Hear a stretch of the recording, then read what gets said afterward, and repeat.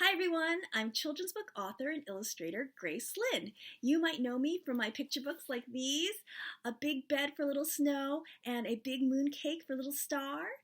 Or you might know me from my middle grade novels like these, Where the Mountain Meets the Moon, and my newest novel, Mulan, Before the Sword. But you might also know me from these novels, The Year of the Dog and The Year of the Rat.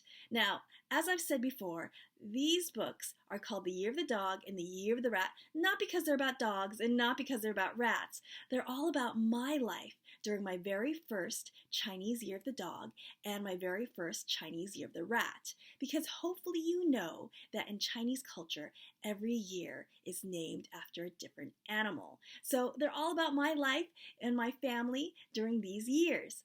However, there is a third book in this series, and the third book is this one right here. It's called Dumpling Days. Yes, it does not have year of in the title, and the reason why is because this book does not take place over a year. This book takes place over a summer. And this book is all about the summer that my family and I went to visit Taiwan. Now, my parents are from Taiwan. They were born there and they immigrated here to the United States. But my sisters and I were born here in the United States. And in this book, this is the first time I've ever went to Taiwan and experienced my parents' homeland. So, what I'd like to do today is share with you a chapter from this book. All right, so just so you know, this is my family. So there's my mom, there's my dad, there's my older sister Lissy, there's my younger sister Kiki, and that's me. And that's all our luggage as we go to Taiwan. Now, the chapter that I'm going to read you today is chapter 12. So we are already in Taiwan in this chapter, and this is my first time ever eating at a Japanese restaurant, and my very first time ever seeing or eating sushi or sashimi. So that was a very important day for me. So this chapter is called The Japanese Restaurant. For dinner that night, a friend of Dad's was taking us to a Japanese restaurant. Japanese food? Lissy asked. There wasn't a Japanese restaurant in New Hartford, so we had never eaten Japanese food before. Isn't that like sushi and raw fish? Are we going to eat raw fish? I hope so, Dad said.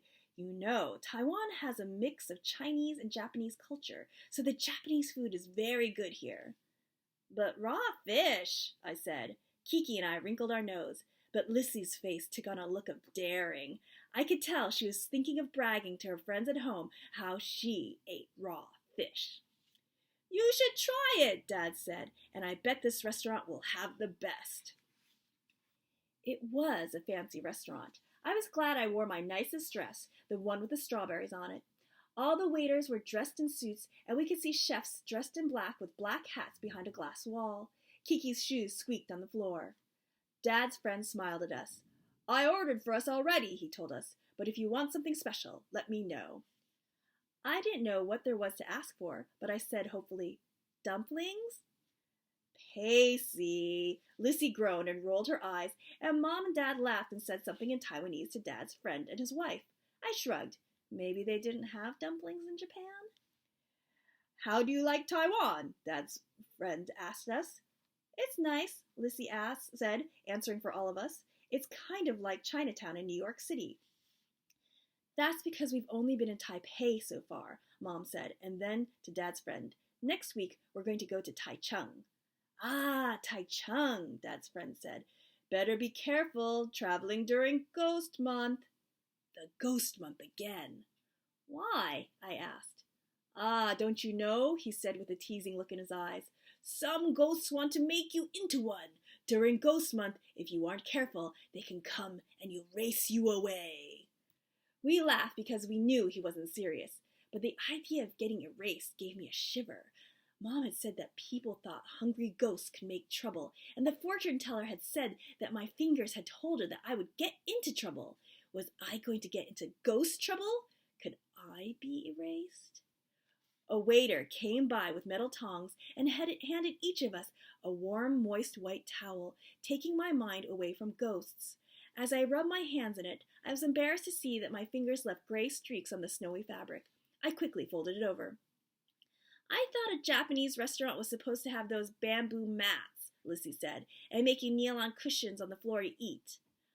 I don't know how Lissy knew about Japanese things, but in one of my favorite books at home, Miss Happiness and Miss Flower, a girl made a Japanese dollhouse with bamboo floor mats and a low wooden table. I looked around the room. Everyone had white stone tables and black leather chairs like we did. The only thing bamboo was a plant in the corner. Maybe that's only when you are in Japan, I said to Lissy. Maybe this is a Taiwanese-style Japanese restaurant. I think we're getting cheated, she hissed at me behind Mom's back. I shrugged. But we were definitely getting real Japanese food. As the waiter took away the towels, he put an odd-shaped, shallow black bowl in front of each of us. A mossy green soft mound lay nearest to me like a lump of clay waiting to be molded. But beyond that, on top of crystals of ice, cool pink rectangles lay fanned out against one another with a squid head peeking out from behind. I didn't need anyone to tell me what they were. I knew these things were the raw fish. Lissy's eyes took on a bold look as she swooped into her bowl with chopsticks and put one of the pink pieces in her mouth. Kiki and I looked at each other. We couldn't let Lissy be braver than us. I took a big gulp of air, reached with my chopsticks, holding them the wrong way, of course, and took a piece of raw fish and chewed. And it wasn't too bad. It wasn't slimy as I expected it to be. The fish was cool and tender in my mouth, and it slipped down my throat easily. I smiled proudly. Your kids can eat sashimi, Dad's friend said. Good for them. It's their first time, Dad said, looking at us pleased. Try it with this, Mom said, nudging an egg cup-like bowl full of soy sauce at us. I dipped another piece of fish into the soy sauce and took a bite. The salty soy sauce with the soft fish tasted good. Maybe I liked eating raw fish. Is this mashed sweet peas? I asked, poking at the mound of green stuff. It seemed more like green mashed potatoes, though. No, Dad said, it's wasabi. You can mix it in with the soy sauce. It gives the sauce a spicy flavor. Lissy took a big chunk from her plate and dumped it into the soy sauce. She mixed it with her chopsticks, and the wasabi swirled into the soy sauce, making the color of a dirty puddle after a rainstorm. But I wasn't afraid. So far, eating raw fish had been easy. I plopped my third piece of fish into the muddy mixture and bit into it without waiting. Ow! The flavors burned up through my mouth and into my nose as if I sneezed the sun, and my eyes started to tingle with tears. I spit the fish out on my plate, not caring that it was rude. I stuck my tongue straight out of my mouth, hoping that the air would put out the fire running through my face. I grabbed my cup of tea and poured it into my mouth. It was only after I'd swallowed the tea that I realized everyone at the table was laughing at me. I guess you don't like it, Dad said. Wasabi does have a very strong flavor.